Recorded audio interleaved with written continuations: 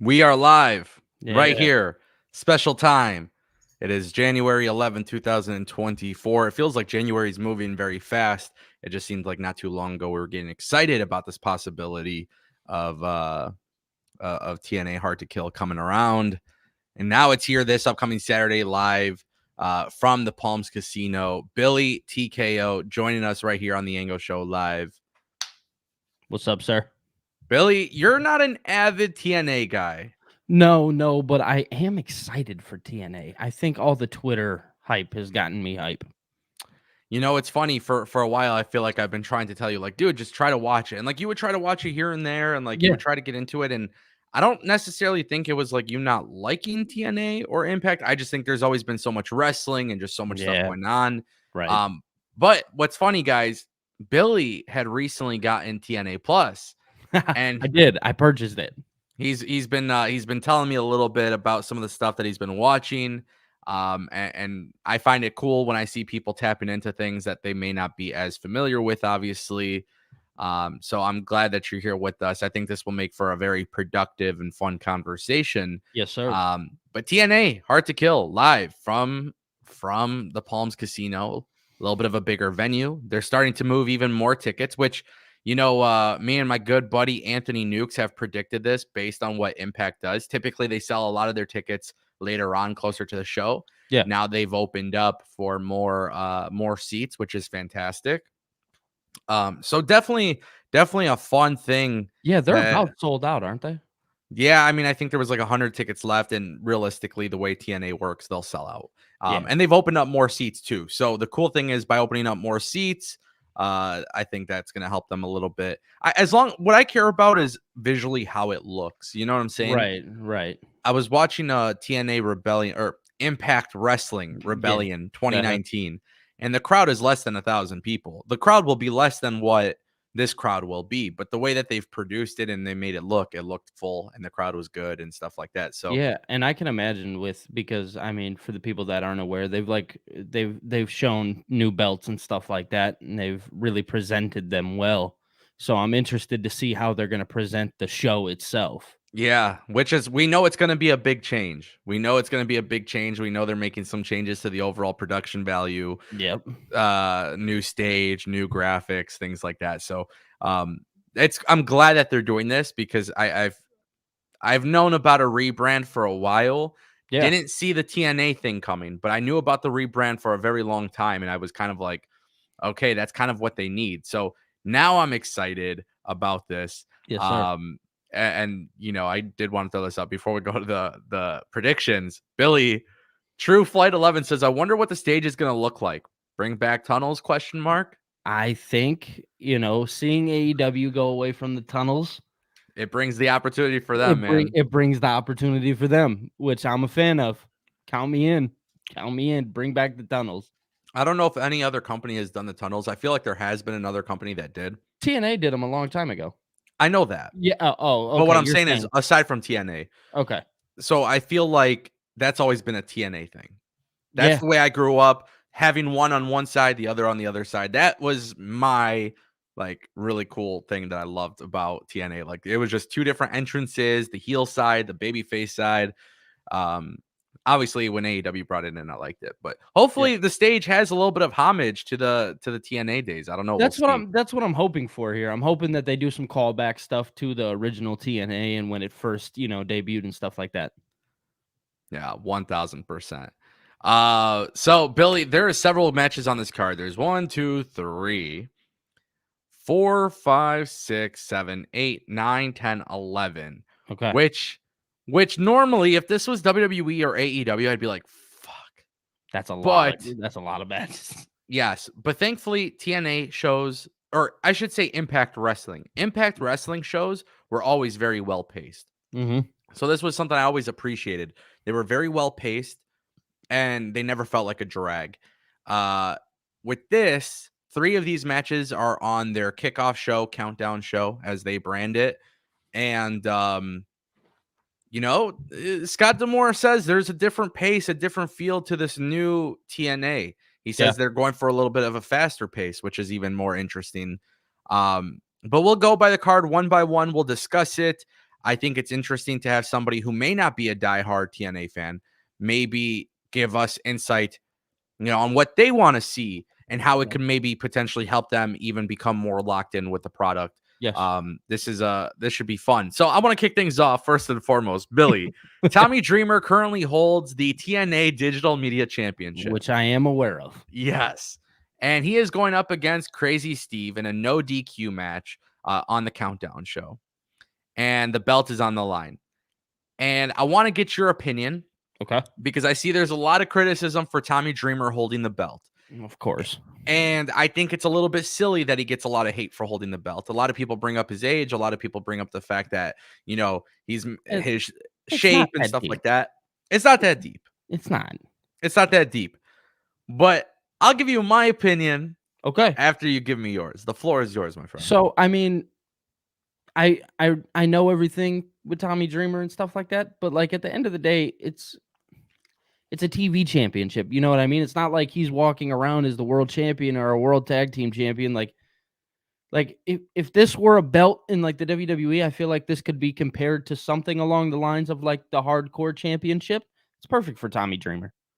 I get it. He is a little bit older and stuff like that, but that's like saying R-Truth is getting older. Like he is. You know what I mean? Let these guys continue doing what they love if they want to. And I get it. Tommy Dreamer's definitely been on some podcasts with some hot takes. But I'm a fan of it. So I'm going to say, let's keep Tommy Dreamer with the belt, dude. Maybe I'm throwing a wild guess out here, but keep Tommy Dreamer with the belt. He looked good with it. Okay. I don't actually look. I don't hate Tommy Dreamer. I don't hate the idea of the belt being on him, right? Yeah. But this is a new era for TNA. You have a lot of new eyes or a lot of returning eyes to the product. Yeah. And I always believe, and I'm under the belief that like if you're a veteran of the business and you're carrying a belt, eventually you got to put somebody else over who can utilize it.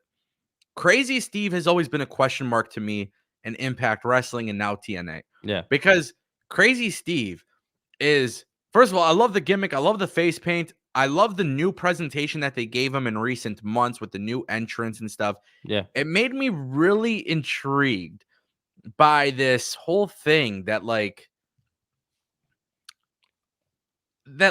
he's been in the company for a while, but he's never really got his big break. He never really got his big moment, Right. Okay.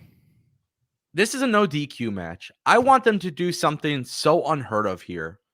And I think we will. I think we will get something very special in this match. And I think it leads to Tommy Dreamer dropping the belt. I think this is going to be, I think the reason why this is on the kickoff show, which I love, by the way, let me just point this out. I love the fact that with this kickoff show, they've decided to put 3 quality matches and some quality guys that these guys like Steve Macklin, Rich Swan, main event level guys in TNA. Right. Eric Young, Kazarian, Eddie Edwards, like there's some I great love names. that. I love that idea. This countdown show, Yeah. it's gonna help. The idea is to get people to buy the pay-per-view and get your eyes set on the product. I think Crazy Steve winning in a very fascinating way. This is no DQ. I don't care what anybody says. Tommy Dreamer he'll take the bumps. He'll go crazy in this match. This will be fun. Yeah.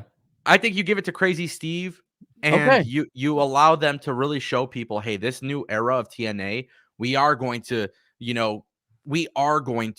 put other people out there and we're going to give people a chance to grow and shine and look good, and that type of thing. And I think for Crazy Steve, he could actually benefit from it. And I think, I think Crazy Steve's my pick. I don't know. All right. What's interesting is James Mitchell has kind of floated around in TNA, Impact, and NWA. I don't know with Crazy Steve's character. I don't know if maybe they want to do a faction. I don't know if they want to have someone be his mouthpiece or something TNA, like that. I feel like can utilize factions really well. I think they could. Go ahead. They just don't do it enough. Exactly. That's my whole thing here is if they want to, I feel like they can and they'd utilize it well, but they just don't do it enough. We'll see how that goes. It's a very interesting. There's a lot of interesting ways they could go about it, which I think is what's 100%. shocking to me is that there is a lot of ways they can do it. Absolutely. So my pick is Crazy Steve. Billy says Tommy Dreamer. I Yep. love it. I love it. Going with dream. We'll have to circle back after the stream and just see how many we got right and wrong. Absolutely. The next match on the countdown show is Eddie Edwards and Brian Myers, aka Kurt Hawkins, versus Eric Young and Frankie Kazarian. Which this is so strange to me because I think Eric Young and Frankie Kazarian are. Let me make it really clear. All four of these guys can still go, and they're all very good veterans, right? Yes. It's shocking to me to see that they're involved in a countdown tag team match. They're not involved in a championship match or nothing for the X division or, Yeah. digital media championship. Like, I think that could be a really cool thing too, is the digital media championship. It's like their TV championship. It's whatever. Yeah. But for me, it's like, man, what if you start attaching stipulations to that belt and kind of lean into the hardcore? That was my whole thought process with it when I had originally talked about it. It reminds me of like a hardcore championship to where you could do something along those lines with that belt. If it had stipulations attached to it every match, I think it could be fun, because then I would look at Eric Young, Frankie Kazarian, all these guys could be. This new belt is so sexy and it looks like a real championship belt where you have to let people take it serious. Right. You have to put some credibility behind it. I think TNA is about to do that with all their belts, though, is they're all about to be taken very, very serious. So the good thing is, in the last few years, they have. However, there's been moments of like, oh, the tag team division maybe is kind of slipping up. And then they rebound with Subculture and the Rascals and like all of these different things. So it's never a big problem, but the digital media championship was the one. So when I look at this tag team match, I'm thinking, all right, who is somebody that could legitimately be a good challenger and a fun challenger for Crazy Steve? And I look at Eddie Edwards. I look at Eric Young. I look at these guys. I think even, honestly, Frankie Kazarian, I think he's going to end up winning the world championship at some point in 2024. I have a question for you. Yeah. Whatever happened with Frankie? I know this is kind of off topic, but Frankie Kazarian in AEW, I can't recall. Yeah, he wanted to be out. He wanted to go to TNA. So he ended up just leaving? Yeah, I don't know if he asked for his release or if he didn't resign, but he wasn't happy with the vision of where he was in AEW, and he dipped out, and it was the best thing for him. Absolutely. Because he went to TNA, he went to Impact, and he was doing some great stuff there, and I think he'll get rewarded for that, honestly. Absolutely. So yeah, Eddie Edwards and Brian Myers versus Eric Young and Frankie Kazarian. My friends, this is a fun prediction for me. I think Eric Young and Frankie Kazarian win the match, and then I think we get a very, very, very crazy turn of events post-match. And I will kind of leave it at that. I mean, I'm going to go with the same. I think for TNA, the brand, I think having Frankie and Eric Young win is definitely something useful for them. Now, what are the crazy events that you think are going to happen? We'll get to that later. Okay. That's fair. We'll wait. If we have to wait, fine, Ango. We'll wait. Yeah. We'll get to that in a second. Okay. Steve Macklin versus Rich Swan is happening on the Countdown show. Two of my favorites. Rich Swan, an absolute beast in the ring. Amazing everywhere he's gone. He is going to make this pre-show feel electric. He is so hype. He's got the character stuff down. Nice guy, too. Very nice guy. Yeah. Steve Macklin, who is the opposite of Rich Swan. He is the intimidating asshole, piece of shit, big man that could beat the hell out of you. And I think what's really awesome about this, too, is Steve Macklin, in my opinion, is world championship kind of guy. He won the world title. And we'll talk about how I would build the world title scene in just a little bit. But this is actually really hard. These are two former world champions. Yep. And two different styles. And this is going to be extremely fun to watch. I'm going to pick Rich Swan. Yeah, I mean, I sit here and I stick with the same. I think Rich Swan's the guy to end the show, right? To end the, like, hey, if you're going to buy the pay-per-view, you just watch this, buy it. You know what I mean? Yes, 100%. And, I don't know. I've seen some people in the chat. Two things I want to say. I'm seeing super chats come in. I'll get to those in a minute. I promise. I just want to transition from countdown show to the post show or the main show. But I seen some people say, man, it kind of looks like Steve Macklin's having a fall from grace. And you know, he was just there in AEW supporting his wife, Deonna Purrazzo, which is fantastic. Yep. I don't know his situation. I don't know if he has plans to stay in TNA. I don't know if his contract's up. I don't know if he's becoming a free agent. I don't know any of that. I honestly don't know. There's nothing I've been told. I love Steve Macklin. Me and my good friend Anthony Nukes, we literally talk about how he is Stone Cold Steve Austin. And people are so shocked when we say that. And then I literally get DMs later on and being like, I kind of see it. He doesn't look like Stone Cold. No, He's not bald like Stone Cold. But maybe carries a lot of the attributes of Stone Cold. Yes, like there's elements to him where it's like, oh shit, he kind of reminds me of Stone Cold. So we joke around and call him Stone Cold Steve Macklin. And we think he's the shit, bro. We think he's awesome. And he plays up to his character stuff very well. He's a very intimidating human being on television. And I think that's going to actually contrast Rich Swan very well. He's a very big buff dude.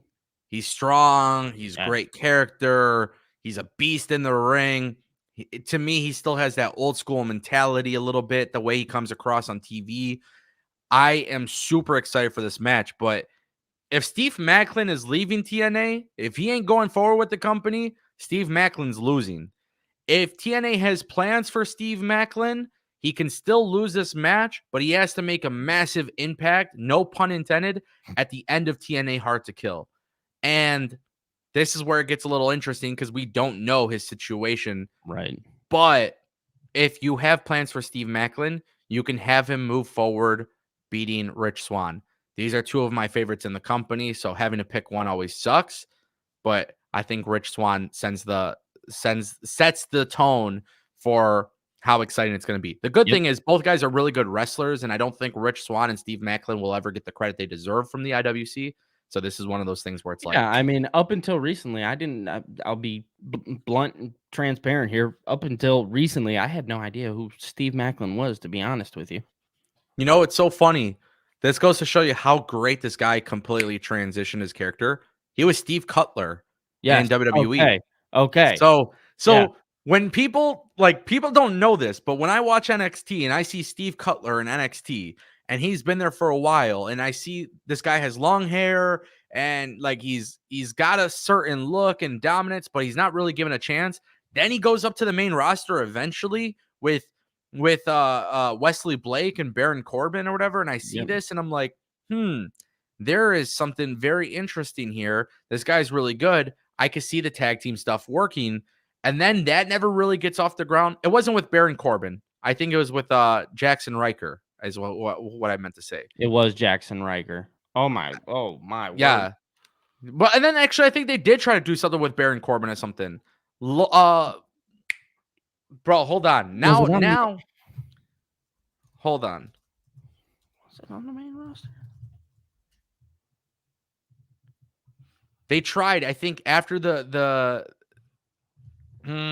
yes, they did. They did with Baron Corbin. That's what it was. After the Jackson Riker thing, when Jackson Riker got canceled, Baron Corbin brought Steve Cutler and Wesley Blake back. That's when they shaved their heads and their facial hair. Yes. Okay. Now, I do remember this, and I will say, I always believe this guy's abilities. I thought this guy was great. When he came to TNA Impact, he showed me exactly why he's a world champion kind of guy. He won the world championship. He's a top guy in my opinion, and I do not want to see him go to AEW or WWE just to be another guy. And the reality is, unfortunately, with the way AEW and WWE book, this is one of those things where it's like, I know more money and whatever possibilities. I get that. And now obviously his wife works in AEW, but I really want to see them push this guy to the top of the card. And we'll talk a little bit about that once we get to the world championship match. Right. Okay. But yeah, my pick, I guess it's really Rich Swan. Yeah. But there's a little asterisk over that. There is an asterisk on this one. Okay. And you said Rich Swan too, right? Yes, I do agree. Rich Swan. Okay, cool. Before we get to the main card, guys, just a quick reminder, if you want to support the channel, we are doing a live simulcast on my channel and Billy's channel. So feel free to subscribe to both channels if you're not, or you could drop a super chat as well. I like the stream layout a lot more than our other ones, buddy.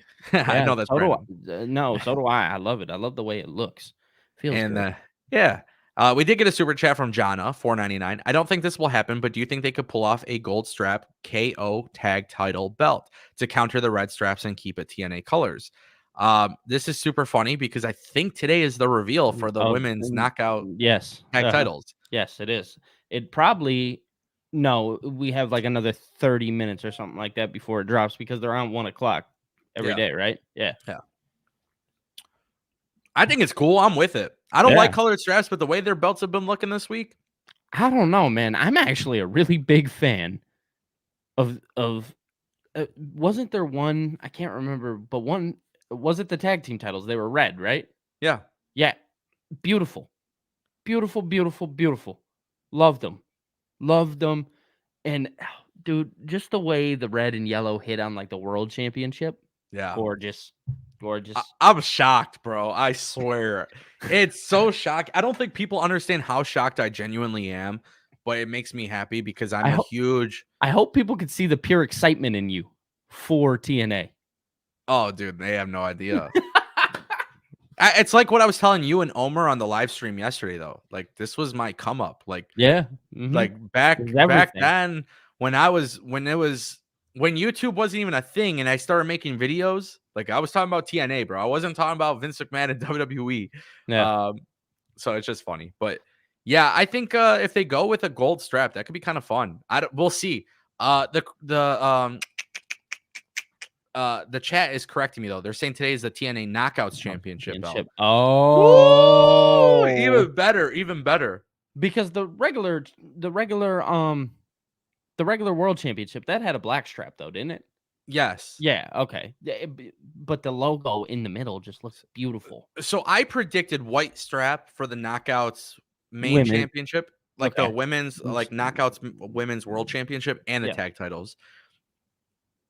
But the yellowish gold strap could work. It could work. It could Yeah. work. I ain't gonna lie. It could, dude. It It could could. definitely work. All right, cool. So thank you, Jonna, for the super chat. Let's get over to the main card. Main card. 1, 2, 3, 4, 5, 6, 7, 8 matches on the card. A night filled with tons and tons and tons of surprises. So that is very exciting. We're gonna talk about the surprises as well. We're gonna get to it. But Billy, Bring the it on. first match, we're just gonna go from bottom to the top. Yep, let's do it. PCO versus Dirty Dango. Yeah. Love me some Dirty Dango. I get so upset. Why is this on the main card and why is Rich Swan and Steve Swan. Macklin on the, Yeah. I'm sure it's a business decision and I'm Right. sure there's a lot of reasons for it. But I love PCO. I love Dirty Dango. I like both of these guys. They should not be on the main card for me. But Do you think it's the match that actually because this is just in the order that we're seeing it. Do you think this yes. is the actual match that kicks it off? No, I don't No. think so. No. If they're smart, they lead in with the TNA X Division Championship match. Yeah, okay. Or the men's tag team championship match. Okay. Or I could see them doing the women's Ultimate X. But you want to kick things off with a big bang, and I don't think this you want match something is. to be really hot. This to me, unfortunately, and I hate saying this without sounding like a negative thing, but I think it's kind of like a cool down match, which is funny because it'll probably be a fun match to watch and a good match to watch. Absolutely. But looking at the rest of the card, this is definitely not the match I would lead with.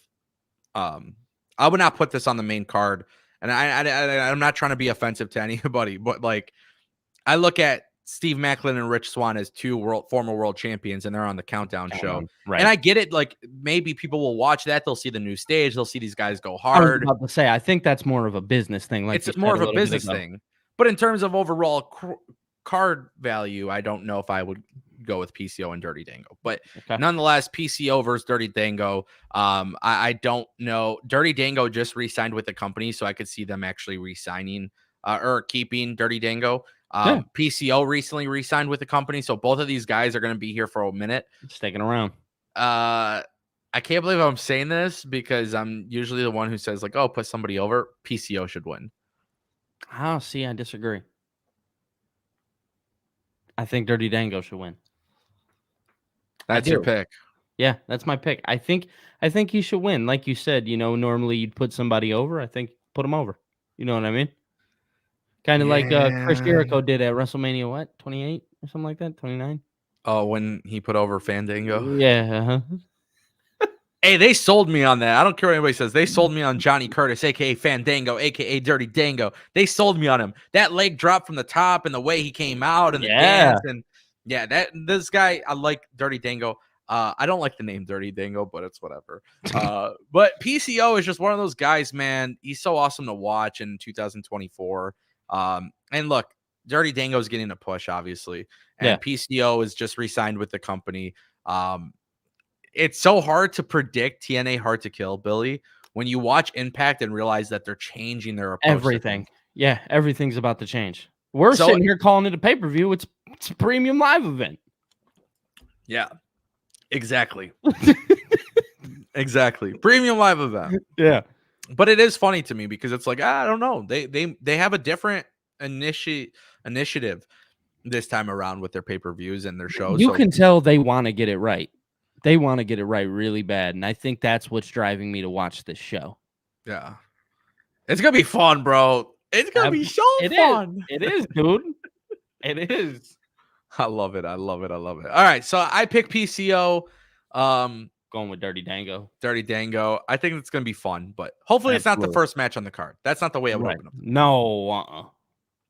Nonetheless, we'll keep it moving. Tasha Steelz versus Alicia Edwards versus Giselle Shaw versus Jody Threat versus Zaya Brookside versus Danny Luna and the Knockouts Ultimate X match. This is the second one in company history. And I'm just gonna keep this very simple with my prediction, and then Billy, I'll let you share the floor, and then I have some opinions. But my pick to win the match, Tasha Steelz. Okay. And then before I break down why and stuff like that, I'm curious to hear from you. So again, I'm gonna be transparent here. I don't know many of the women in this match, if I'm being honest. I know Giselle Shaw, who I've heard a lot about actually. So I think that's gonna be my pick. Obviously, I know there's a lot more that can happen here, and like Ango said, he had his, but really, I haven't done much of a deep dive besides the big main event caliber stuff in TNA with diving into it. But yeah, I think I'm gonna go Giselle Shaw here, just strictly off of who I know. Yeah, you know what I mean, and what I've seen. Yeah, totally fair. And I appreciate the honesty here. And I don't think there's anything wrong with Giselle Shaw being picked here. I don't think there's anything wrong with Jody Threat being picked. She's I've seen her live in person in Canada when I went. She's a great talent. Zaya Brookside coming from WWE. Danny Luna is part of Subculture, but both of them came from WWE NXT UK. Okay. Don't know. I know Danny Luna just signed with the company.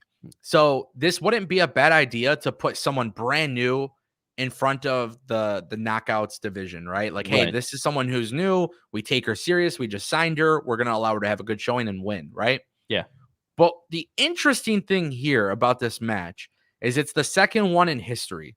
And Tasha Steelz is someone to me who, I don't know if I'm going to call her, a top star like Mercedes Moné or Charlotte or Bailey or anything like that. I don't know if that's fair, but she's a hell of a talent. And I think there's a lot more potential with her in TNA. And so you think she could actually ride high off the win here? Yes. Okay. I think this could be one of those moments where it's like, hey, she did it once before. Now she did it again. Take her serious. Right. We're putting her in front of you. Right. We're this is somebody you're going to have to look at. Okay. All right.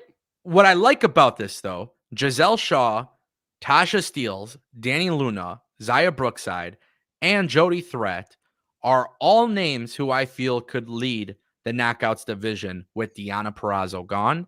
Yeah. And without them not getting Mercedes and potentially losing Trinity Fatu. Right. Alicia Edwards is Eddie Edwards' wife. Yeah. She is fun to watch when she wrestles, but I don't think TNA wants to push her as the star of the TNA knockouts division. And I think some of these other people are ones that TNA would push. The good thing with this is I think these women are all going to have a great match. And maybe Alicia Edwards changes my mind in the sense of, oh, okay, like, yeah, she could lead the division. But I think the person who wins this match is the one who's going to step up the biggest way Yeah. Uh-huh. with Deanna leaving. Right.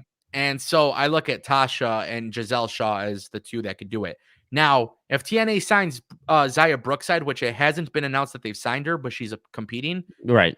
I would have no problem with her because I think her and Danny Luna, I've seen their work in NXT UK. I Mm-hmm. think they're good. This is fun. I don't think there's really a wrong prediction here, but that's why I want to say I think it should be Tasha Steelz. I think she should be, if you can't sign Mercedes Moné, if you can't sign Bailey and Charlotte, and you can't sign Tony Storm, and you can't sign some of those big names, this is an opportunity for where you can say, look, we have a great crop of talent. Now we got to present them as that big Yep. star. Right. Tasha is somebody who has been pushed in the past, but this would kind of like push her up further than I can imagine, So Yeah. my pick is Tasha Steelz, 2 times Tasha, Okay. and I think this is going to be a fun match. That's my pick. Just so everybody knows, I stand with. I'm cool with anybody winning this match. I really am. As I'm long as they just all a- have fun. Right. Exactly. As long as you're in there having a good time, that's all that matters. What's cool about Giselle Shaw is Giselle is a very talented individual. Yes. Yes. And I think like Jody Threat's very talented. All these ladies are talented, but I think what's going to be really, really fun about this is, okay, they're going to be good wrestlers. There's going to be some good spots. There's going to be some good moments. Yeah. I don't look at this particular booking as a situation to say, who is going to be the one that wrestles the best? I'm looking at this as a situation Well, of you like, could tell Tasha Steelz. I see what you're talking about. She has the look of a star. oh, they all have the The look. potential to be there. Yeah, they all But have the really, potential. but really looking at her, you can kind of see where she stands out a little bit. I think they all stand out in a very different way because the knockouts division isn't like WWE where it's like, oh, you have to be this. Right. It's you could Right. be this, this, and this, and we'll push this, Push this, you. and this. Right. It doesn't matter necessarily what you look like or who you are, Yes. To me, Okay. this is not so much about the match. I think the match will be fun. I think it'll be great. My point of view, though, is whoever wins this match is the one who's going to be stepping up in the limelight with Deanna gone, Trinity leaving, that type of thing. So Right. for me personally, I'm actually intrigued by this match a lot because if it's Giselle Shaw, it's not a bad decision. If it's Jody Threat, it's not a bad decision. If it's Zaya or Danny Luna, it's not a bad decision. If it's Tasha, it's not a bad decision. But I think it has to be Tasha. 2 times Tasha, make that a big deal. Yep. Push her, elevate her to the top of the card. The cool thing is all of these ladies can wrestle, and it's the second time that The match itself is going to be great. and it's the Ultimate X match, and it's the second time it's ever happened in the women's division. So it's Right. like I think it'll be fun. The first one was awesome. This one will be awesome. And I love that they did something, by the way, with bringing in a talent who's not signed to the company, Zaya Brookside. For a lot of people who didn't watch NXT UK or maybe they don't watch the UK Indies or anything like that, Zaya Brookside could go in there. Danny Luna could go in there and show people what they're actually capable of. Yeah. So I feel like whoever even loses this match still has a chance to show people why they should be watching them. And Mhm. that's something that doesn't necessarily happen all the time in wrestling. So this is one of those things where it's like really a showcase, but it can help dictate the future of TNA. Right. I agree.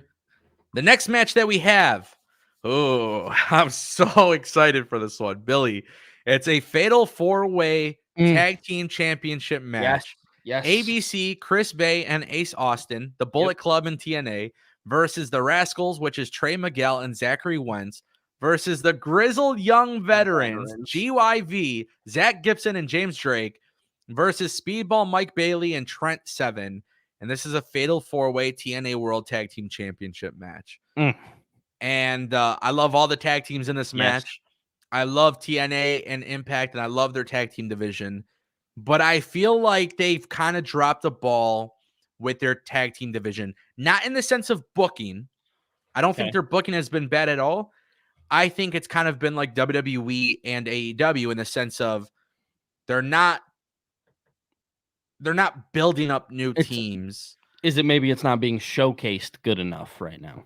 Well, no, well, here's the thing. If you watch a tag team championship match in Impact, I think it's phenomenal. It's always good. Okay. They have Ace Austin and Chris Bay, who are phenomenal talent, but then also they have the Rascals, who are also phenomenal. But to me, for a minute, that kind of seems like that's what was gelling and keeping the tag team division together. You Right. know, Speedball Mike Bailey and Trent Seven being thrown together, it's a makeshift tag team. It is what it is, you Right. know. But for me, this is a match I think a lot of people on the internet will be talking about. And I think what's really interesting here is it's the tag team championship match. GYV, nobody knows if they signed with the company. Yeah, they never because I seen the video and they never said that they did. They just said they're coming in. Right. So, me personally, as much as I love Chris Bay and Ace Austin, We and don't as believe much as ABC is keeping them belts. I think they're dropping them, and as much as I love the Rascals, I don't think they're winning them back. Mm, I have to pick the grizzled young veterans here, okay. All right. and I need them to announce they've signed to TNA. I don't think that's going to be the case. I'm being honest, Yeah. but I need them to announce they've signed. And if you really want this tag team division on fire, you You start start with them. there. Not Yeah. to discredit ABC, not to discredit the Rascals. This is fresh. This is fresh paint on a new product, right? This is a new product, a new change. This match is going to slap. It is going to be insane how many GIFs I see on my Twitter timeline from this match. Trent Seven, Speedball Mike Bailey, ABC, the Rascals, all these guys have different styles and they're all going to complement each other very well. This Yes. is fun. This is a very hard match to predict because it's like you can have Chris Bay and Ace Austin hold it down for the new era, all this stuff. But those red strap TNA titles look sexy as hell, and they deserve to be on somebody who can help show people this is a new era. Right. Grizzled young veterans are those guys, in my opinion. And I only say yes to this if they've signed with the company. If they've not signed with the company, the Rascals or Chris Bay and Ace Austin, they could win. I wouldn't be mad about it. Yeah, I mean, I'm gonna say the exact same thing. And to touch on what you were talking about, I do like the idea of the Rascals winning if you're going to go the route of like, hey, we're as much as we're gonna go into a new era, can we do it somewhere else and maybe give these belts to a team like the Rascals coming up right now? You know what I'm saying? Really trying to make a shockwave, give Yeah. them focus on put their face in front of your TV screen, watch them more. You know what I mean? But Yeah. I do agree with you in the stance of, hey, if we're going for the new era, like this is not the same place that you thought it was, then we're gonna go for the grizzled young veterans. But me personally, I am gonna stick with the Rascals. I think that you can touch on the new face later on in the Yeah. show. But for now, I think you can kind of be like, hey, these are our guys. You know what I Yeah. mean? So I'm gonna stick with the Rascals. And it's tough, right? Because you have outsiders coming in. Yes. So to me, that's always been an intriguing thing where it's like, do you give it to the new guys? But at the same time, too, a lot of returning eyes are coming to the product, a lot of new eyes. Um, I think that's something to definitely pay attention to. And, I don't think they can make a bad decision here. Honestly, I don't. This is like it's No. like the Ultimate X match. I don't think there's a wrong choice in this match. But at the same time, too, like if GYV, for example, is not signed with the company, do not give them the tag titles for a No. short period. That Uh-uh. is something that TNA would do in the past. Impact would do it in the past, Right. and I don't like that idea Just to because there have are, somebody have the belt with a big name. yeah, it's now if they're working for several months and it's like a part time. I don't want to say part time, but more of like a, We're gonna stick around for a little while and then eventually we're yeah. gonna go off and do other things. If that's the case, I'm okay with that. But I don't want this to be a thing where it's like they win at the pay per view and then literally the next day at the tapings they drop the belts. No, I think TNA needs to get really hefty with their signings too. I think if we're gonna sign, let's sign. You know what Yeah, I mean? I agree with that. But yeah, my pick is the grizzled young veterans. I hope they've signed. I think they should win. I think they'll look great with the red belts too. Oh yeah. But that's my pick. And then you Yeah. pick the Rascals. I'm going with the Rascals because I think they would look good with the red straps. Zach Wentz and Trey Miguel are so good. And they're so fun to watch. Yeah, and that's the thing with Chris Bay and Ace Austin. Another Which, fun team. bro, there is a, oh my god, I can't remember what year it was, but please go back and watch this on TNA Plus. When Ace Austin had a storyline with Trey Miguel's mom. It is the funniest shit in the world. I think it was just Yeah. extra or whatever. Yeah. But dude, it's the hot mom. Ace Austin likes hot moms, bro. It was just it was fun times, fun That's times. funny. That's funny. But looking at Ace Austin from back then and looking at Ace Austin now, and obviously I think part of it going to Japan with Chris Bay helped. But these guys, I think if you put Chris Bay, Ace Austin, and the Rascals with any of the top tag teams in AEW or WWE, they're going out there and having an absolute banger. I Whether it's like LAX, yeah, well, LAX isn't together anymore, but I but know what you mean. yeah, Proud and Powerful, whatever. And then obviously like FTR and the Usos or Judgment Day, New Day, These guys could hang with the rest of them. Private Party. You guys would see a million great matches with these Yeah. types of guys. So I like this match a lot. I think this is again, I said it before. This is the one where the GIFs just come out and people be I'll be honest. Chris Bay and Ace Austin look the coolest. their packaging is great, bro. Yeah, Their presentation is good. They found their confidence, and it's I mean, it shows. Chris Bay and Ace Austin, they come out and it's like, we know we're the shit. And and I that's why love you that. rock with us. Yeah. Yeah, I love it. Next match. Ooh, this one's also gonna have all the GIFs on Twitter. This is crazy. Guys, Billy. I don't know how to predict this match, but I do. But I don't want to predict this match. Okay. All right. Chris Sabin versus Kushida versus El Hijo del Vikingo Yep. for the TNA X Division Championship. Now, I don't know if you know, Kushida did sign full-time with TNA. Yes, I didn't. That was announced. Yes. El Hijo del Vikingo, he has not signed full-time to TNA, but he has a chance to win the X Division Championship. It's not his first time in TNA. He's shown up in Impact before. This match is going to slap very hard. It is going to be, this match is going to come at you just like the Judge meme. You see the Judge meme on Twitter, the guy in court, he jumps at the Judge. Over, yeah. This match is going to jump at you like that. It's going to be fast. insane. My prediction is not going to be the favorite prediction, unfortunately. It's not going to be the prediction that people like. Really? Yeah. All right. Well, I'll give you mine. Let's hear it. Mine's not going to be super in depth, but I'll tell you, he's actually, truth be told, he's still one of my favorites to this day. Like, I've always appreciated his work. And I'm talking about Chris Sabin. Yeah. No. Yes. I appreciate Chris Sabin. I appreciated the Motor City Machine Guns, obviously being a young, little Detroit kid. Yeah, of course. But I think I'm gonna stick with my guts here and go Chris Sabin. And I think again, you don't go away from the guys who put your company on the map. Not right now. Not when you have Vikingo, who hasn't signed with the company yet. And I will say Kushida's not a bad option. Kushida is not a bad option at all. Yeah. But I think, again, this is another one of those matches where it's hard to go away from what these guys put your company on the map for so many years. Yeah. So many years through the transition and everything along those lines. You know what I mean? Yeah. I don't even think they left, did they? No. They did for a temporary period of time, but didn't like jump, maybe went to Japan or something like that. But other than that, Alex Shelley did find himself in WWE NXT at one point. Let me find that. That's fun. I remember that. Him and Kushida. I don't know how they made that happen either. That was 2020 during COVID. Really? I forgot how that happened. They came up on the Dusty Rhodes Classic, yeah. Because they made a big deal out of the Time Splitters thing. That's funny to me. I forgot all about that. He worked because Alex Shelley was a person who I was like, and obviously he ended up back there, but I Impact for life, TNA for life. There's no leaving. But yeah, I'm gonna go with my guts here and go Chris Sabin. Yeah. So let me just write down the timestamp because I'm gonna have to clip this. I already know. All right, bro. Come on.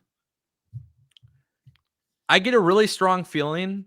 And I don't know how the wrestling fans will react to this, but I get a strong feeling that Chris Sabin's winning this match. And I get a very strong feeling that Chris Sabin is cashing in option C at the end of TNA Hard to Kill on Alex Shelley. And I can understand why this would be a potential possibility because of their rich history as Motor City Machine Guns. And obviously that would be a fun feud to watch. I don't agree that it should happen though. and I don't want to see Chris Sabin turn on Alex Shelley. But I'm starting to get the impression that this match is going to be Kushida, Chris Sabin, and Vikingo all going off, creating tons of moments that people will go crazy about. It's going to be fun to watch. It'll be everything that you would want out of a match. And then I think Chris Sabin pulls it off, but Chris Sabin does option C on Alex Shelley. And the reason why I don't want to see it, we talked a little bit earlier on the stream. It's like Steve Macklin, Rich Swan, former champions going up against each other on the countdown show. They're bringing in Alexander Hammerstone, which we'll talk about that in just a little bit. But they're bringing Alexander Hammerstone. They have Josh Alexander. You have a ton of talent plus Moose. At the end of the day, I think the world championship picture, there is a lot more money with storylines, with potential storylines that are bigger and better than Sabin versus Alex Shelley. But I do really get the impression that Chris Sabin not only walks out of TNA Hard to Kill with the win of retaining this, but I think he walks out of the pay-per-view with the world championship. And you think that's how they create? If you ask me, if you want to jump right into a really deep storyline, Yeah. it doesn't get any deeper than that. I mean, how many years? Almost, what, 20 years almost? I don't even know at this point, but a very, very, very, very long time. Yeah. I mean, so I think if you're going to jump right into the deep end and tell me a really good story and something that's going to attract fans instantly, because again, fans are very basic. Just give me something good right in my face. I think Alex Shelley, I really like that take, Ango. I know, but the problem that I don't like about it is that, and we'll talk about the world championship later. Yes. But my problem is I look at Josh Alexander and I look at Hammerstone and I think, okay, well, who else are you bringing in? Are you bringing in Mustafa Ali or Dolph Ziggler or Riddle or whoever it may be? If you're bringing in one of these really big names, like, is this the route that you really want to go for your world championship? Maybe I'm wrong. I don't doubt the ability to tell the story, but this is not something I would have done going into a new era of TNA 2024. Mainly because we talked about the TNA tag team division and the Rascals and ABC and all these great tag teams. I don't want Motor City Machine Guns to break up, bro. I want them to be putting on those tag team bangers against GYV. And that's why I'm hoping my prediction is wrong. But unfortunately, you never know. Right. But I could see that very well being a realistic. And you're a consistent watcher of TNA. So is this or Impact right now? But is there? So they're playing into this. Is really what's happening? No, they're not. Oh, so this is just a hot take. This is a hot take, hot prediction. This is me being reasonable based on being a fan of wrestling. I could see them going this route, and I don't want to see them go this route. Okay. All right. We'll find out. We will find out, won't we? Yeah. I will say, if I had it my way, if I was booking this, Kushida's full-time with the company. Kushida should be the X Division champion. Yeah. That's why I said I really do like the option of Kushida. And what I do like about Kushida is he fell short when it came to the TNA World Championship. Mm-hmm. They ran the storyline in the past year with him trying to go for it. So what I like about Kushida is using the X Division Championship belt to eventually use option C and cash in on somebody. If they want to push Kushida as one of the top guys in the company. Yep. So I like that. El Hijo del Vikingo, he's there. He's just going to do some crazy stuff. And it's going to be fun to watch him. It's the TNA X Division, man. You're putting the X Division back on the map with this match. So it'll be fun no matter what, but hopefully they get it right. And whatever they do, let's just say they do my theory. I just hope it's laid out with actual proper planning. I don't want them to screw themselves by doing this. I don't know if that's the big money feud, Sabin and Shelley. Again, I think there's a lot of great stuff happening with the tag teams. Yeah, I think it goes down to what I had brought up earlier about the idea of, okay, are we going to stick to our guns and still be the same TNA that we were, or are we going to absolutely change a lot of our product and be completely different from what we were? So I think there's going to be a fine line, and we're going to see it on the show. If you maybe Alex Shelley and Chris Sabin isn't as deep as we think it is. Maybe if they do the storyline, it doesn't become as deep as it is. Maybe, Alex Shelley loses the belt a month down the line to somebody big and they move on with a new part of the title picture and let them feud over maybe the X Division title or something like that. Yeah. Guys, I want to take a quick break. I'm going to actually just load the video onto the stream. You are going to see in real time my reaction to the new TNA Knockouts Championship. Billy, don't look. I got my eyes I shut. don't I got I my don't eyes. want anybody spoiling this for me. I'm gonna throw it up here. I didn't even watch the video. I just clicked on the link. We're gonna download the video and put it on here. So let's do that. But my pick was Chris Sabin, and your pick was Chris Sabin as well. Yeah, uh-huh. Yours was a more in-depth version of Chris Sabin. Yeah. So I want to take a break while we're live. I feel like this would be a good time to do this. I really do think it would be a good time, and let's see. What we got going on here. How do I video clips? Okay. Add video clip. All right, guys, it's uploading right now into the software. We're going to take a look at this. I'm not even looking at the chat because I don't trust anybody. I don't trust anybody. I think my prediction is coming true, but let's take a look. Holy shit! Holy shit! Holy shit! What the fuck? The white strap, bro. The white Holy shit! Oh my god! Wow! She looks beautiful with that belt. I just want to say it. What the fuck? What the fuck has this company done, dude? This company has the sexiest championship belts in all of wrestling. Oh my god, bro. This is fucking crazy. This is fucking nuts. This belt is so sexy. I don't know if there's a way. No, I don't want to do that. No, I don't want to do that. Fuck it, whatever. Can we just look at that one more time? Nah, bro, that shit's fire. I don't care what anybody says. That shit is so fire. That is a beautiful belt. That is a sexy ass belt, and low key, as much as I love the tag titles and the digital media championship and the men's world championship, they have the sexiest championship belt in the knockouts division. I got goosebumps, bro. Dog, that shit is crazy. I am not trying to mark out, but fuck. This is a company where I went from doubting what their new titles could look like to now beating WWE and AEW for the best belt in wrestling. Yes, they are completely destroying both of those companies when it comes to the way of the belt design. Crazy. I expected a white strap. I did expect a white strap. I didn't. I thought they were going to continue on with the black strap, if you want me to be honest. I thought they would go with the white strap, and the cool thing is that belt looks so sexy. Holy shit, I cannot believe it. I'm genuinely shocked. I get nervous with belt reveals, and like AEW and WWE have good looking belts, but these belts are consistent across the board. Phenomenal stuff. Beautiful stuff. So now obviously, you know, we got the new women's championship. So let's just jump into it, Billy. Yeah. Trinity Fatu versus Jordan Grace, TNA Knockouts World Championship belt. What's your pick? Jordan Grace. It is Jordan Grace. Yeah. Mm-hmm. Yeah, I actually disagree. I kind of figured you did. I don't know, because we haven't talked or been too in depth about a partnership with the WWE. It's questionable. Give me Jordan Grace in this match. Obviously, Jordan Grace has been great for TNA. Although I love the idea of Trinity holding that belt and there being like a real partnership with the WWE. Yeah. I'm not gonna lie, I would love it, but I'm gonna go Jordan Grace here. What are you thinking, Ango? I'm picking Trinity Fatu. Okay. Trinity Fatu will work the tapings. And I get a very strong feeling that the visual of Trinity holding this belt, this new belt, it just makes a lot of sense, right? Okay. All right. They have the visual wise. And I think they have Trinity either drop it at the tapings or Trinity shows up in WWE with the Knockouts Championship and WWE announces a partnership with TNA. Sounds a little bit crazy, but that could be really fun. But I do want to point this out. Okay. Let's say that doesn't happen. Let's say there's no partnership, whatever.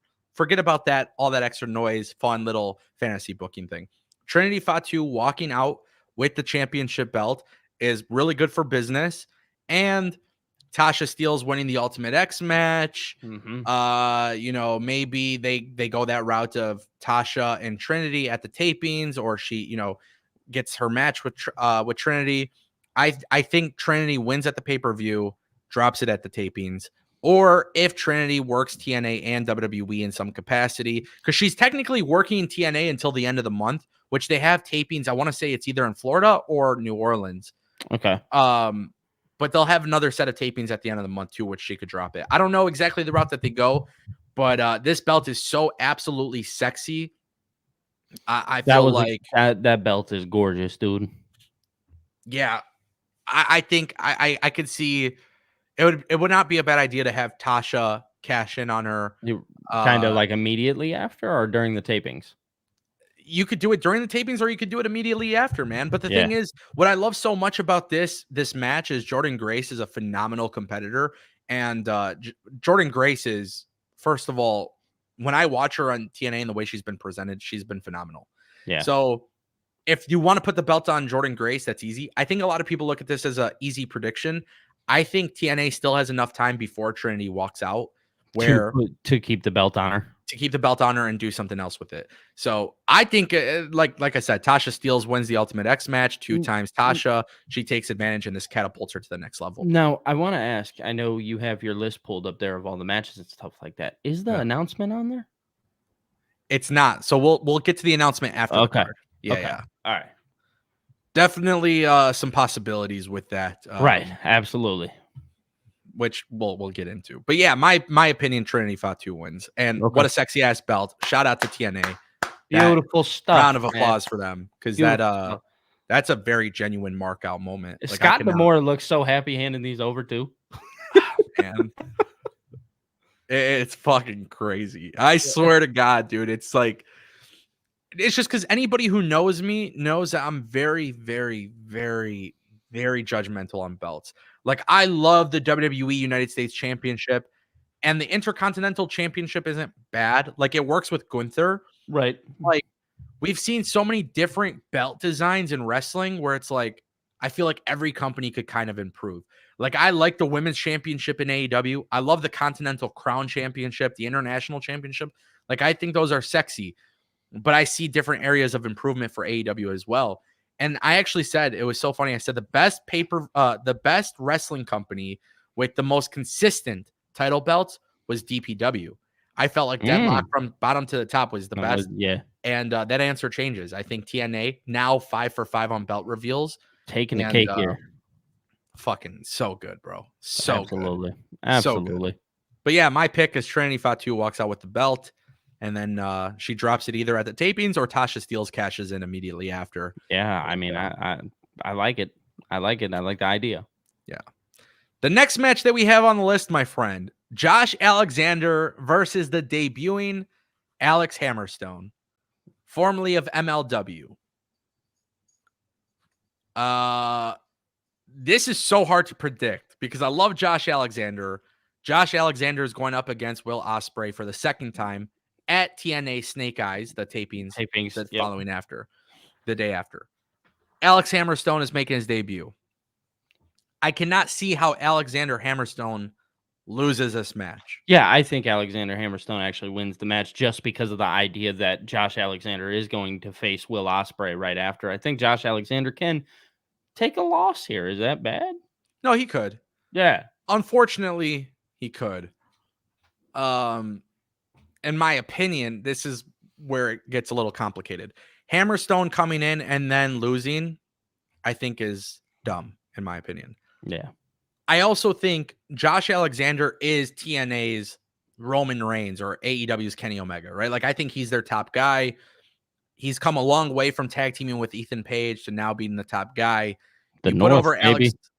Dude, this has a lot of potential to be a fun match. Both guys I think are great. Alex Hammerstone needs to win this match. And then, I said we're going to talk about that world championship picture. We'll get to that in a second. Yeah. But Hammerstone needs to win this match. And I will tell you guys how I think they should start booking the world title picture after we predict the main event. But my pick is Alexander Hammerstone. Yeah, I'm going to go with Hammerstone too. I think he's the guy here. Cool. So then we get to our main event. Alex Shelley versus Moose for the TNA World Championship. Now, I predicted that Chris Sabin would use option C on Alex Shelley, and I said I don't want that to happen. Yes. Okay. 3 months ago when TNA was announced as returning, I said, perfect. They need to start pushing Moose as the top guy for the brand. Okay. There's guys in TNA that I look at. I look at Moose. I look at Steve Macklin. I look at Josh Alexander. And I look at some of the talent there and I say, these are guys that you could build your world title picture around. Yes. I would love nothing more than for Moose to beat Alex Shelley. I would love nothing more for that to happen because I want Moose to be the guy leading the company as world champion. And you want to see, because you could still do something with Alex Shelley and Chris Sabin, I feel like, and just have like a natural turn without and let that. They I go know tag you team want together. I know you want them to be a tag team together, but I think you also can tell a really good story there with those two. If you want to Regardless do of that the fact. feud, you can get there without having to do option C. That's what I'm saying, is I think Yeah. you can get there without option C. Now, personally speaking, Moose should win this match. He's a very credible champion. He did a lot of great stuff when he brought back the TNA World Championship when they also had the Impact World Championship. Yes, I remember that. Moose carries himself well. He's a very good talent. He has the aura, the presentation Of a top guy. of the top guy. I want them to build the top of the card with Moose, Alexander Hammerstone, Steve Macklin, no doubt. Then when I look at the X division, I want them to build the X division around Chris Sabin, Alex Shelley, Kushida, Rich Swan, Leon. Oh my God, why am I thinking? That's gonna kill me. Leon Slater. Jeez. Leon Slater, the new signing from the UK Indies. Yes. I want them to build the X division around those guys. Now, earlier in the show, I said, Eric Young, Frankie Kazarian. Yes. There's some guys who I feel like they can also step up and get that world championship. Eddie Edwards. What I would do is actually simplify this. Build your X division with these guys first. So Kazarian, X division. Eddie Edwards back in the X division. Eric Young, same thing. Rich Swan, let him be the guy that's the face of the X division. Let these guys do it. Then use the X division as your launching pad to the world title. Right. That's how they used to do it in the past. That's how they should continue with do the it. option C stuff. I think that's a good 100%. idea. Yeah, I think that's a good idea. Moose needs to 1000%. He needs to win. There's no ifs, ands, or buts about it. Okay. All right. He has to. So you're going with Moose? Yes. But I'm going with Moose, hoping that my prediction about Chris Sabin using option C on Shelley doesn't come true. Okay. Yeah, I mean, I'm going to go Moose here too. I think he is your top guy. I think he looks good. I've seen him with the Impact World Championship. You know what I mean? Yeah. So I know how it looks as him with, while he's being the world champion. I know what that looks like, and I know what it could do moving forward. Now, I know we talked about an announcement that's coming up, and I do want to kind of touch on that. Yeah. Because I do want to kind of play off of this into that. Yes. And I know on yesterday's stream, obviously I had predicted that Sasha would be that was my prediction, right? Yeah. But also a little part of me is like, okay, well, if you want to continue and make this company new, right? Yeah. I think branding it as the biggest signing is a little tough, right? Yeah. But looking at some of these guys now, you could bring in, because I know Dolph Ziggler's doing stuff over with NJPW and stuff like that. Yeah, but I think if you want to bridge the gap, yeah. Go ahead. I'm so sorry. No. You're good. Go ahead. It was lagging for a second, so. Okay. I think if you want to bridge the gap, between like something really big and really making an impact, no pun intended, Dolph Ziggler or a Matt Riddle, or a Mustafa Ali. I know these are all like WWE guys and stuff like that. Yeah. But looking at what they've done, Elijah too, formerly Elias. Yeah. Looking at the way they've presented themselves already, just like that, you know what I mean? Yeah. Tells me, okay, these guys can go be, especially Dolph Ziggler. I really think I'm going to go with my gut here and say that there's a possibility that Dolph Ziggler could be the quote unquote biggest signing. Although, okay, all right. Not to cut you off, it's just I think Dolph Ziggler. So let me make this clear. It's not out of the realm because New Japan and TNA work together. No, right, They have a exactly. really good relationship. It Yes. works very well. Okada's showing up at For TNA Snake tapings. Eyes. He's gonna Yeah, be at Snake Eyes, right? yeah. I think if you're TNA, the way to do this is you have Shelly versus Moose. Whoever wins, it doesn't matter who wins. Let's say it's Shelly, let's say it's Moose. Whoever wins, doesn't matter. Forget about the X Division option C for a second. Yeah. You end the show with the top free agent face to face with the With the champion. champion. Right. Okay. And I think if it's Alex Shelley and you put Mustafa Ali and Alex Shelley together in the ring, it's just pure magic, right? Mhm. If you bring in Riddle, Dolph Ziggler, Elias, I think there's got to be a certain aura with the way that they're presented in that scenario to stand toe to toe with Moose. I'm not gonna lie to you, Ango. Yeah. I'm so in the dark Yeah. about who this person is gonna be. I do believe Elijah shows up in TNA. So do I. I don't think he is the big signing though. No, I don't think that's how you brand the biggest signing. You know So what I mean? here's the thing. I got to go back and look at Scott Damore's verbiage on who this big signing, how he presented Yes, it. yes, because it's been what, like 2 weeks since they announced that? So let me read this word for word. Scott Damore said, quote unquote, on Busted Open Radio, "We're going to have some surprises for you, some unexpected things, including guys we are right there at the goal line of finalizing of. I think the biggest signings in TNA. I think it's something that's really going to shake things up here on January 13th." So he's not specifically saying it is the biggest signing in company Okay, history. alright, However, really quick, the TNA graphic says worlds will collide on January yes, 13th. You won't believe who is showing up. So we got to make it very clear. It's not the biggest biggest signing in signing, company right. history, but it's a I think one of the biggest signings in TNA. Okay, alright. I mean, Interesting. if you're gonna brand it that way, then yeah, why not do a Dolph Ziggler? I don't know. I know Matt Riddle has a tag team match at Battle of the Valley, which is the same night. So Matt Riddle can't be there. Yes, uh-huh. Dolph Ziggler's got something cooking with David Finlay. Right over in NJPW. This is it's got to be Mustafa Ali, man. I hope it is. I think Mustafa Mustafa. Ali branded himself very well right out the gate. You made a tweet. You made a tweet that I was like, I like that. All of them being in the tuxedos and stuff like that. Kind of, I was like, yo, I'm not saying it could work. It could work. It would be fun. Who knows? So here's the thing, right? I do fully expect multiple surprises here on the show. So here's the cool thing. Like Elias could come in as Elijah and come to TNA. He doesn't even have to be the big signing, right? No. Mm-mm. This is the cool thing about wrestling. TNA is we're going to see surprises. I think Yeah. two things we can expect. I think TNA will announce something major on the show. I predict that there will be a major announcement by TNA. Has nothing to do with signings. It could be TV deal stuff. It could be pay-per-view announcement. It Okay. could be something, but I fully expect them to have a big announcement on this pay-per-view. That's first and foremost. Second thing is I do expect more than one debut. One will be not as random, maybe random, but maybe not as like prominent as the big signing.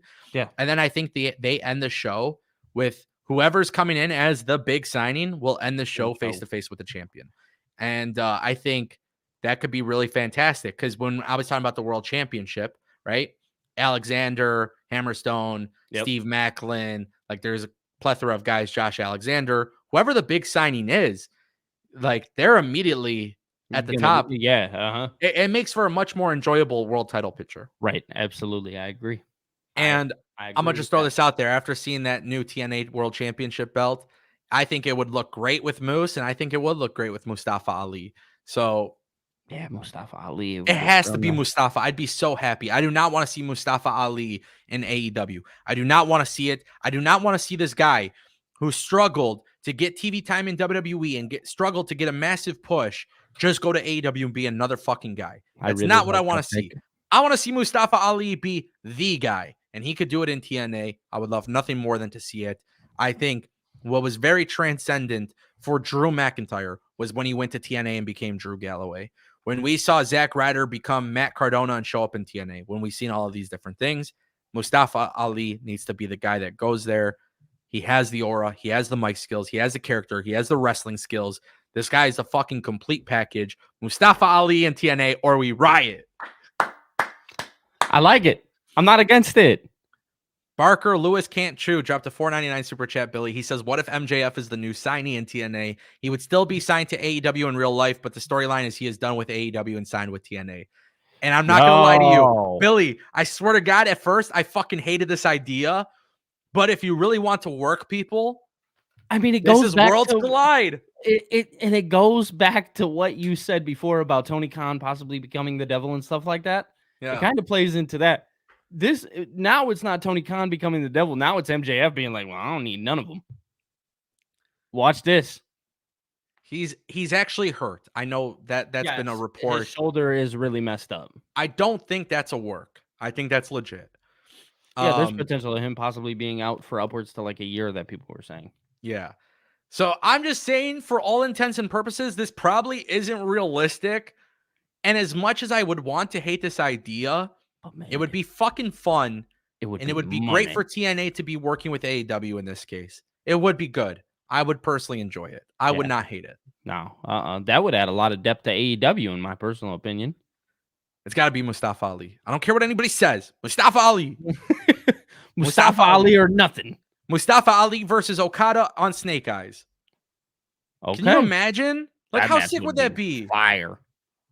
I don't know. I'm just saying it's a fascinating time period, and all the years that I've covered wrestling, and more specifically Impact TNA, it's fascinating that we're getting to the point where we can drum up major conversations like this, because that's how crazy wrestling is right now. It is so hot all the way around. It hasn't been like this in a very long time. And I appreciate the fact that it's like that.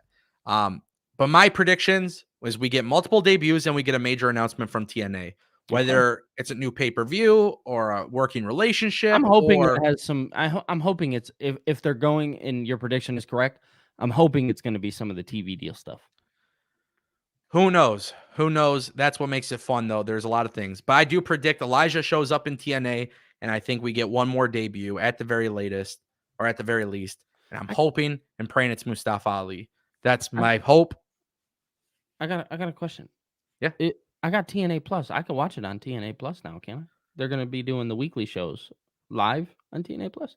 So from my understanding, it's going to be delayed to 10 p.m. 10 p.m. Okay. So you'll watch it first on Access TV at 8:30. If you pay $1 a month on YouTube, they'll give you a 30-minute delay. So you could watch it starting at 8:30, or you could watch it at 10 p.m. following on the TNA Plus. Okay, but I can almost watch it kind of like immediately after.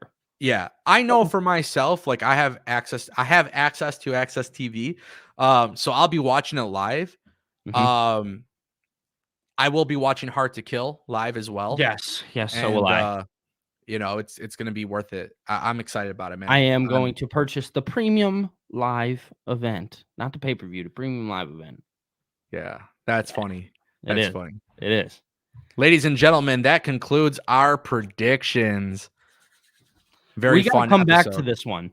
Yeah, for sure. Because I believe we can almost say that we'll be live for Hard to Kill.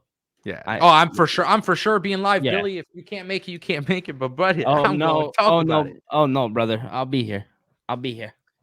Super exciting stuff, man. Yeah, absolutely. Wow. Love it, love it. Guys, yes, sir. A new TNA belt looks sexy. Love it, man. Guys, that concludes our prediction show. Billy on YouTube at BillyTKO. If you're not subscribed to Billy, you should probably go and subscribe to Billy. Doing cool stuff over there too, man. Yeah, what a time. What a time to be alive. What a time. All right, ladies and gentlemen, appreciate y'all stopping by. Easy peasy. TNA Hard to Kill. Saturday, 8 o'clock, live from Las Vegas, Palms Casino. Yeah. I'll be watching, and I'll definitely review it as well. So I'll see you all, my friends.